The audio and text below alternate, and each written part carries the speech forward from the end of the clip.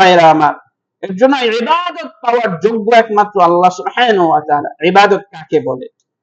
ইবাদত হচ্ছে এমন একটি শব্দ, ইসমুন জামিউন, মানে আপনার ইসম এমন একটি ইসম, ইবাদত শব্দটা আরবি ভাষার জামি, যেটা অনেক কিছুকে একত্রিত করে। জামি লিকুল্লি মা ইউহিব্বুল্লাহ, আল্লাহ তাআলা যা কিছু ভালোবাসেন ইবাদত।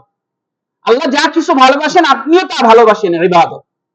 এবং ওয়ারদাহু, এবং আল্লাহ এতে সন্তুষ্ট আপনিও এতে সন্তুষ্ট। মিনাল আকওয়াল, কথা মধ্যে, ওয়াল আ'মাল, এবং কর্মের মধ্যে, আয-যাহিরা ওয়াল বাতিলা, প্রকাশ্য অপ্রকাশ্য।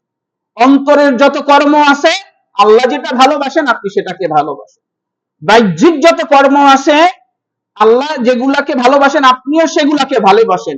সমস্ত কিছু ইবাদতের অন্তর্ভুক্ত। এর জন্য ভাইরা, ইবাদত